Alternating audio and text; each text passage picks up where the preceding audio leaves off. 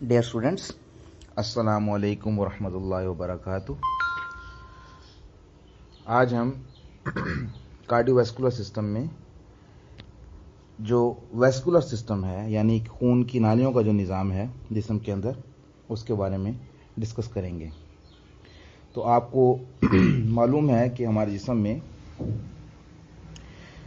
खून की दो किस्म की नालियाँ होती हैं, यानी कि आर्टरीज और वेन्स। आर्टरीज वो होती हैं जो कि ऑक्सीजनेटेड ब्लड सप्लाई करती हैं, और वेन्स वो होती हैं जो कि डीऑक्सीजनेटेड ब्लड को सप्लाई करती हैं। तो आज हम बॉडी में जो आर्टरीज का ब्लड सप्लाई का सिस्टम यानी कि आर्टीरियल सिस्टम है, उसको स्टडी करने की कोशिश करेंगे। तो आप डायग्राम नंबर 1 में देख सकते हैं कि आपको बॉडी के अंदर आर्टीरियल और वीनस सिस्टम का एक ओवरव्यू दिया गया है। आप देख सकते हैं कि जो रेड कलर की नालियां हैं वो आर्टरीज हैं, और जो कि लाइट ब्लू कलर की जो आपको नालियां दिखाई गई हैं वो आपकी वेन्स हैं बॉडी के अंदर। तो सबसे पहले आप डायग्राम नंबर 2 पर मूव करेंगे। डायग्राम नंबर 2 में आप देख सकते हैं कि आपको हमारा थोरैसिक केज दिखाया गया है। थोरैसिक केज यानी कि सीने की हड्डियों का पिंजर। थोरैसिक केज में आपको रिब्स दिखाई गई हैं जिनके पेयर्स होते हैं। थोरैसिक केज के मिड में आप देख सकते हैं कि आपको एक सॉलिड किस्म की बोन नजर आ रही है। इस बोन को स्टर्नम कहा जाता है। स्टर्नम का जो ऊपर वाला हिस्सा है जिसको मेनुब्रियम कहा जाता है, वो यहां पर अहमियत का हामिल है। अब इसी के साथ साथ आप डायग्राम नंबर 3 में मूव करेंगे। तो डायग्राम नंबर 3 में आपको एक आर्च नजर आ रही है। बेसिकली इसको आर्च ऑफ एओर्टा कहा जाता है। तो डायग्राम नंबर 2 में हमने जो मेनुब्रियम स्टडी किया था, यानी कि जो स्टर्नम का ऊपर वाला हिस्सा था जिसको हमने मेनुब्रियम कहा था, ये आर्च ऑफ एओर्टा जो है ये हमारे सीने में जो है वो मेनुब्रियम के पीछे पाई जाती है। यानी कि सीने के अंदर मेनुब्रियम के बिल्कुल पीछे जो आर्च, जो खून की नाली पाई जाती है, उसको आर्च ऑफ एओर्टा कहा जाता है, और वो आप डायग्राम नंबर 3 में देख सकते हैं। तो आर्च ऑफ एओर्टा जो है वो बेसिकली हार्ट के लेफ्ट वेंट्रिकल से असेंडिंग एओर्टा के जरिए जो है ना कनेक्टेड होती है। अब हम आर्च ऑफ एओर्टा की जो मेन ब्रांचेस हैं, यानी कि जो मेन खून की नालियां उससे निकलती हैं, उनके बारे में डिस्कस करेंगे। तो सबसे पहले आपको मालूम था, हम ज़रा इसके पस मंज़र में जाएंगे कि आपको हमने लास्ट टाइम कई दफ़ा स्टडी कर चुके हैं कि लेफ्ट वेंट्रिकल जो है वो ऑक्सीजनेटेड ब्लड, यानी कि वो खून जिसके अंदर ऑक्सीजन की मिकदार मुनासिब हो चुकी है या बढ़ चुकी होती है, वो अपनी सिस्टली में जब कॉन्ट्रैक्ट करता है तो वो ऑक्सीजनेटेड ब्लड को एओर्टा में भेज देता है।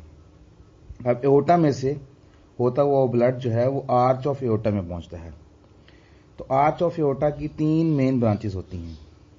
आप इस डायग्राम नंबर 3 में देख सकते हैं। आपको ब्रेकियोसेफेलिक आर्टरी या इनोमिनेट आर्टरी इसको कहा जाता है, आप देख सकते हैं राइट साइड पर। इसी के अलावा आपको लेफ्ट कॉमन कैरोटिड आर्टरी और लेफ्ट सबक्लेवियन आर्टरी नजर आ रही हैं। ये 3 मेन ब्रांचेस हैं जो आपको आर्च ऑफ एओर्टा से जो हमारी इमर्ज करती हैं, यानी कि निकलती हैं। तो अब जो ब्रेकियोसेफेलिक आर्टरी है वो जो है वो फर्दर जो है आगे जाके थोड़ा सा ऊपर जाकर राइट सबक्लेवियन आर्टरी और राइट कॉमन कैरोटिड आर्टरी में डिवाइड हो जाती है। यानी कि अब हमारे आर्च ऑफ एओर्टा से निकलने के बाद ब्रेकियोसेफेलिक ट्रंक के जरिए या इनोमिनेट आर्टरी के जरिए राइट सबक्लेवियन आर्टरी और राइट कॉमन कैरोटिड आर्टरी बन चुकी है, और एओर्टा से डायरेक्टली जो है वो लेफ्ट कॉमन कैरोटिड आर्टरी और लेफ्ट सबक्लेवियन आर्टरी जो है वो इमर्ज हो रही है। अब हम डायग्राम नंबर 4 की तरफ मूव करेंगे। डायग्राम नंबर 4 में हम देख सकते हैं कि हमें जो कॉमन कैरोटिड आर्टरीज जो हमने अभी डिस्कस किए हैं डायग्राम नंबर 3 में, जो कि राइट साइड पर जो है वो ब्रेकियोसेफेलिक आर्टरी से निकली है, और लेफ्ट साइड पर वो आर्च ऑफ एओर्टा की ब्रांच है, वो जो ऊपर गई हैं गर्दन की तरफ, तो उनको हम डिस्कस करेंगे। तो लेफ्ट जो कॉमन कैरोटिड आर्टरीज होती हैं डियर स्टूडेंट्स, वो इंतहाई अहम आर्टरीज होती हैं, यानी इंतहाई अहम खून की नालियाँ होती हैं, जिनका जो मेन मकसद होता है वो हमारे सर को, हमारे नेक के रीजन को और हमारे फेस के रीजन को, यानी हमारे सर यानी खोपड़ी और खोपड़ी के अंदर दिमाग, हमारा जो फेस है यानी चेहरा, हमारी आंखें, हमारा जो है जो मुंह का है निज़ाम जो है भी है, और इसके अलावा हमारी नक, इन सारे रीजन्स को जो ऑक्सीजनेटेड ब्लड की सप्लाई है वो कॉमन कैरोटिड आर्टरीज के ज़रिए पहुंचाई जाती है। अब जिस तरह हम पहले जान चुके हैं कि कॉमन कैरोटिड आर्टरीज की भी दो होती हैं, यानी कि एक राइट साइड पर जो कि ब्रेकियोसेफेलिक आर्टरी से निकली थी।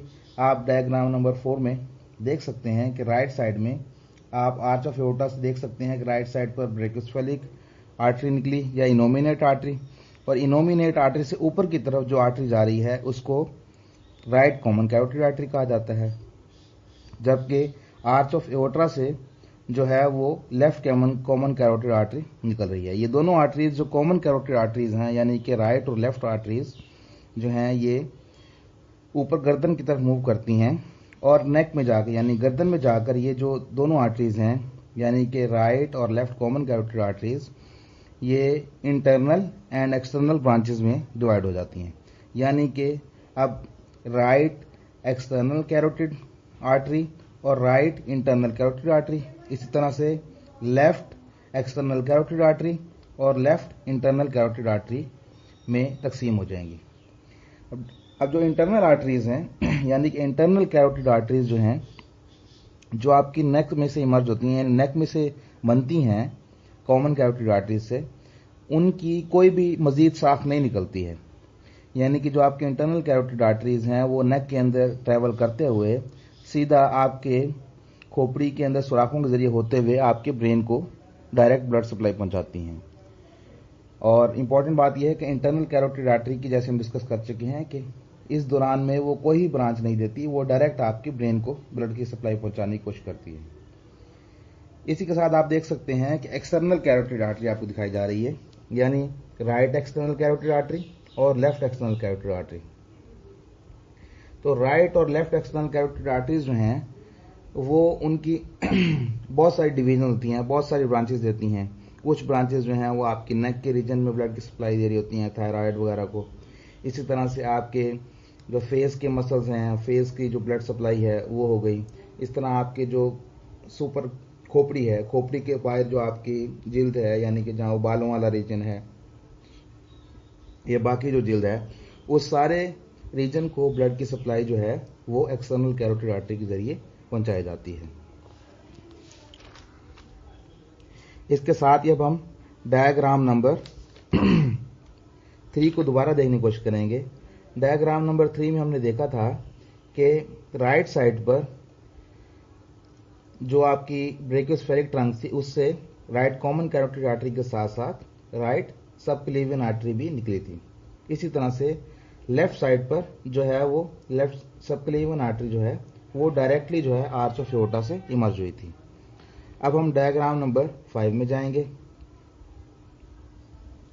तो हमें मालूम हो चुका है कि राइट और लेफ्ट सबक्लेवियन आर्टरीज जो हैं वो आपकी फर्स्ट रिब के लेवल पर जो होते हैं इमर्ज होती हैं, यानी कि आपकी जो पहली पसली है राइट और लेफ्ट साइड पर, उस लेवल के ऊपर जो है वो आपकी राइट और लेफ्ट सबक्लेवियन आर्टरीज जो है वो इमर्ज होती हैं।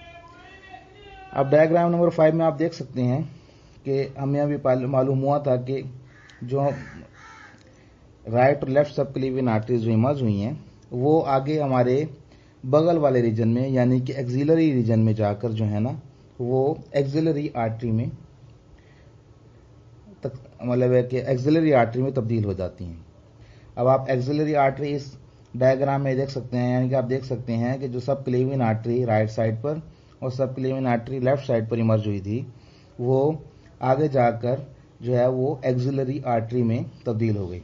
अब एक्सिलरी आर्टरी आप देख सकते हैं कि बहुत सारी छोटी छोटी ब्रांचेस दे रही है जो आपके एक्सिला यानी कि बगल वाले रीजन और आपके शोल्डर जॉइंट को ब्लड की सप्लाई पहुंचा रहे हैं।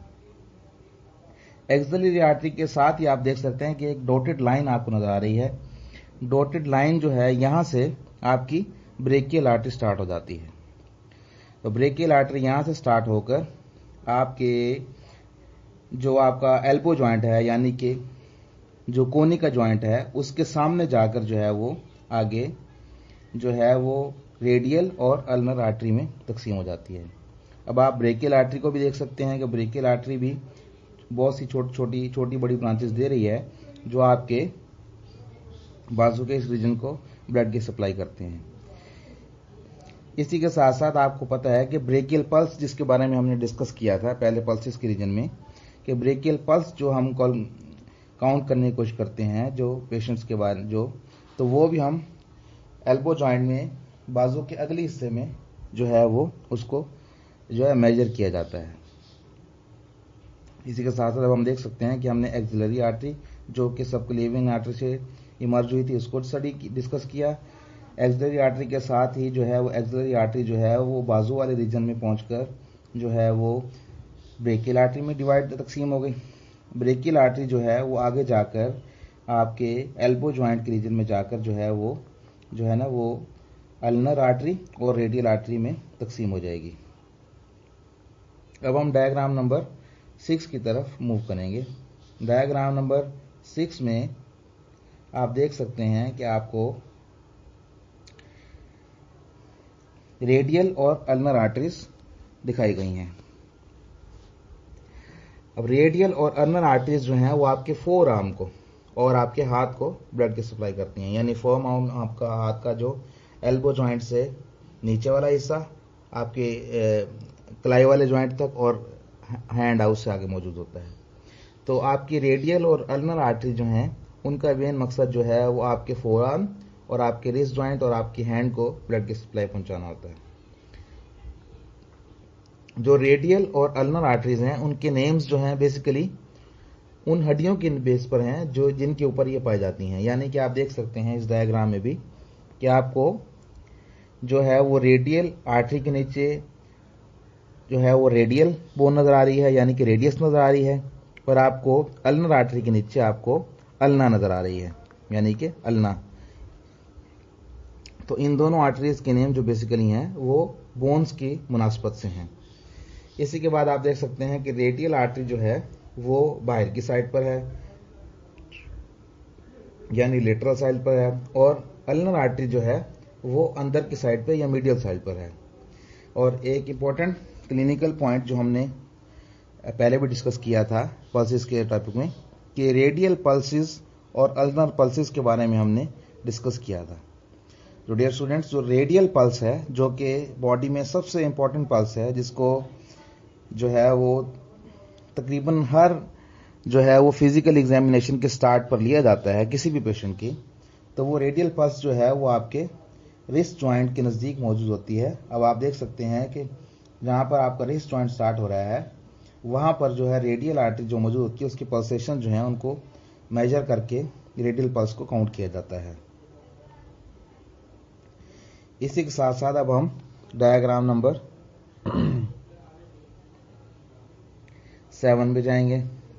अब हमने अपर लिम यानी कि हमारे बाजुओं की ब्लड सप्लाई के बारे में और हमारे हेड एंड नेक के रीजन की ब्लड की सप्लाई के बारे में डिस्कस कर लिया है। तब हम जो है वो बॉडी के बाकी हिस्से यानी हमारा सीना, हमारे एब्डोमेन यानी पेट का रीजन और जो है हमारी जो दोनों धड़ की निचली टांगें हैं उनकी ब्लड सप्लाई के बारे में डिस्कस करने की कोशिश करेंगे। तो आप डायग्राम नंबर 7 में देख सकते हैं कि आर्च ऑफ एओर्टा के बाद यानी कि आर्च ऑफ एओर्टा जिसको हम डिस्कस कर चुके हैं, जो एक कर्व होती है जिसमें से हमने स्टडी किया कि ब्रेकियोसेफेलिक ट्रंक और जो है वो लेफ्ट कॉमन कैरोटिड और लेफ्ट सबक्लेवियन आर्टरीज इमर्ज हुई थी। उसके बाद जो है ये एओर्टा जो है वो नीचे की जानिब ट्रैवल करता है और इस नीचे वाली तरफ मूव करते हुए एओर्टा जो है वो पहले जो है जो थोरैक्स के रीजन में होता है इसको डिसेंडिंग थोरैसिक एओर्टा कहा जाता है। तो डिसेंडिंग थोरैसिक एओर्टा जैसे जैसे नीचे की तरफ मूव करता जाता है साथ साथ ये छोटी छोटी ब्रांचेस में ब्लड सप्लाई यानी एओर्टिक जो आर्टीरियल ब्लड होता है उसकी सप्लाई देता जाता है। तो ये अपने रीजन में जैसे जैसे नीचे की तरफ मूव करता जाता है साथ साथ ये आपके लंग्स को यानी फेफड़ों को, आपकी खुराक की नाली यानी एसोफेगस को और इसी तरह की मल्टीपल जो स्ट्रक्चर्स जो आपके सीने के अंदर मौजूद होती हैं उनको ब्लड की सप्लाई जो है वो साथ साथ पहुंचाता आता है। इसी के साथ आप देख सकते हैं कि दरम्यान में डायफ्राम, यानी जो हमने एक दफ़ा डिस्कस किया था कि डायफ्राम जो है वो एक उजलाती तह है जो आपके थोरेक्स को यानी आपके सीने को आपके एब्डोमेन यानी आपके पेट से अलग करती है। तो आप देख सकते हैं कि जो डिसेंडिंग थोरेसिक एओर्टा था वो डायफ्राम यानी जो दरमियान में एक उजलाती तह थी उसमें से गुजरता हुआ एब्डोमेन वाले रीजन में एंटर हो रहा है। तो यहां से ऑनवर्ड जो है इसको एब्डोमिनल एओर्टा कहा जाएगा। एब्डोमिनल एओर्टा जो है वो बहुत सी जो है वो ब्रांचेस देता है, जैसे कि सीलियक ट्रंक। तो सीलियक ट्रंक जो है वो एक मेन ब्रांच है जो आपके जिगर को, आपके मैदे को, आपके लबलबे को, आपकी छोटी आंत को और आपकी तीली को खून की सप्लाई जो है ऑक्सीनेटेड ब्लड की सप्लाई को पहुंचाता है। इसी के साथ साथ जो है एब्डोमिनल एओर्टा की दो मेन ब्रांच जो इंपॉर्टेंट ब्रांचेस हैं वो superior and inferior mesenteric arteries होती हैं। सुपीरियर और इंफीरियर मेसेंटेरिक आर्टरीज जो हैं आपकी वो आपकी बड़ी आंत को खून की सप्लाई पहुंचाती हैं।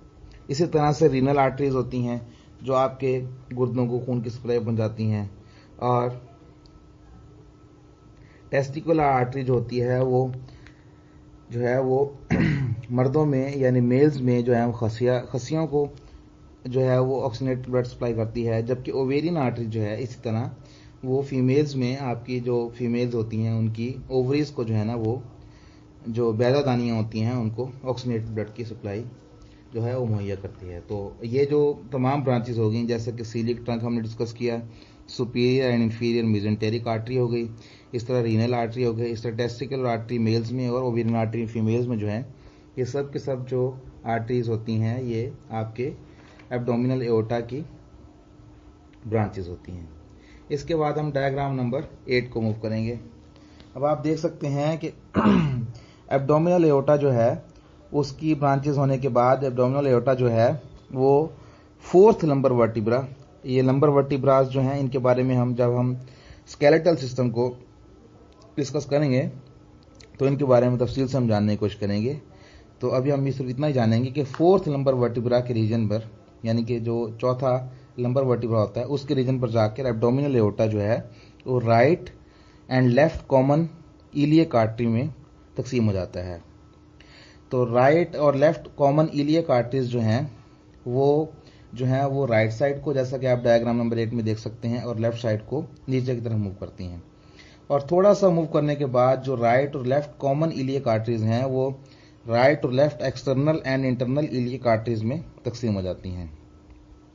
अब जो इंटरनल इलियक आर्टरीज होती हैं राइट और लेफ्ट साइड की, वो इस पेल्विस के रीजन में, यानी कि जो पेल्विस का रीजन जिसको कहा जाता है, इसके अंदर ब्लड की सप्लाई जो मुख्तलिफ ऑर्गन्स होते हैं उनको वहां पहुंचाती है। इसी तरह जब आप देखेंगे कि एक्सटर्नल जो इलियक वेन्स हैं यानी कि आर्टरीज हैं, यानी कि राइट और लेफ्ट एक्सटर्नल इलियक आर्टरीज जो हैं वो आगे मूव करती हैं और आपकी जो है वो लोअर लिम्स यानी कि आपकी टांगों की तरफ मूव कर लेती हैं। तो जो एक्सटर्नल इलियक आर्टरीज हैं वो बेसिकली आपकी लोअर लिम्स को ब्लड सप्लाई करने का, यानी कि ऑक्सीनेटेड ब्लड सप्लाई करने का रीजन बनती हैं। तो आपके लोअर लिम्ब में एंटर होते साथ ही आप सबसे पहले फेमोरल आर्टरी से आपका देख सकते हैं आप फेमोरल आर्टरी। तो फेमोरल आर्टरी जो है वो आपकी लोअर लिम्ब यानी आपकी टांगों की जो है वो सबसे मेन ब्लड सप्लाई है ऑक्सीनेटेड ब्लड की। तो ये जो आपकी फेमोरल आर्टरी है वो आपकी जो है आपके जो थाई का रीजन है उसको जो है ना वो ऑक्सीनेटेड ब्लड की सप्लाई जो है ना वो पहुंचाती है। और ये जो फेमोरल आर्टरी है ये हम डिस्कस कर चुके हैं कि ये एक्सटर्नल इलियक आर्टरी से इमर्ज हुई है। इसी तरह आप देखेंगे कि एक्सटर्नल जो आपकी फेमोरल आर्टरीज हैं दोनों साइड पर, वो आपकी जो है वो थाई के अंदर जो है ना वो मुख्तलिफ ब्रांचेस दे रही हैं और ब्लड की सप्लाई को पहुंचा रही हैं। जैसे जैसे ये आपकी फेमोरल आर्टरीज मूव करती हैं और नी जॉइंट के लेवल पर पहुंचती हैं, तो नी जॉइंट के बैक साइड पर जो है यहाँ पर जो है वो ये आर्टरीज जो है वो पोप्लीटियल आर्टरी में तब्दील हो जाती हैं। यहाँ से इस आर्टरी को पोप्लीटियल आर्टरी कहा जाता है। और जो आपकी पोप्लीटियल आर्टरी हैं वो उसकी जो है वो आपके नी के रीजन के इर्द गिर्द जो है वो ब्लड की सप्लाई को पहुंचाती हैं। और पोप्लीटियल आर्टरी से नीचे पिंडली की जानिब जब आपका जो है ना वो पोप्लीटियल आर्टरी मूव करती है तो थोड़ा सा आपके पटेला यानी कि घुटने की जो हड्डी है उसके नीचे मूव करने के बाद जो है वो आपकी पोप्लीटियल आर्टरी जो है वो एंटीरियर और पोस्टीरियर टिबियल आर्टरीज में डिवाइड हो जाती है। और एंटीरियर और पोस्टीरियर टिबियल आर्टरीज जो कि आप डायग्राम में देख सकते हैं, ये आपके जो है वो आपकी जो पिंडली है और आपके जो टखना है और वो आपके पाँव को जो है वो ब्लड की सप्लाई पहुंचाती है। इसके साथ ही हमारा आज का लेक्चर कंप्लीट हो गया। तो उम्मीद है कि आपको आर्टीरियल सिस्टम के जो आर्टीरियल सिस्टम की जो बेसिक मालूमात हैं वो आपको मिल चुकी होंगी। डियर स्टूडेंट्स, जो आर्टीरियल सिस्टम में हमने जो मेन आर्टरीज जो तकरीबन सभी रीजन्स की डिस्कस की हैं, इन मेन आर्टरीज का रीजन, इन मेन आर्टरीज का नाम, इन मेन आर्टरीज की पोजीशन और कौन कौन से रीजन को या कौन कौन से आर्गन को ये खून की सप्लाई दे रहे हैं, तो ये हमें जो है वो इसको अच्छी तरह से समझ लेना चाहिए और इसको ज़हन नशीन कर लेना चाहिए। शुक्रिया।